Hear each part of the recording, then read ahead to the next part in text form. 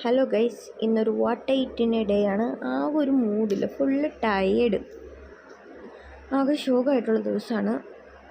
രാവിലെ വന്നിട്ട് തൈര് കഞ്ഞി, നമ്മുടെ തലേദിവസത്തെ കഞ്ഞി ഇരിപ്പുണ്ടായിരുന്നു. ഇപ്പോൾ തൈര് വെച്ച് അടിച്ച് മിക്സിയിലടിച്ച് തൈര് കഞ്ഞി ഇട്ട് നമ്മുടെ അരിനെല്ലിക്കേൻ്റെ അച്ചാറുണ്ടായിരുന്നല്ലോ, അരിനെല്ലിക്കയുടെ അച്ചാറിട്ടത് അതുണ്ടായി. പിന്നെ ഓംപ്ലേറ്റ്, പപ്പടം ഞാൻ കഴിച്ചില്ല ഗൈസ്.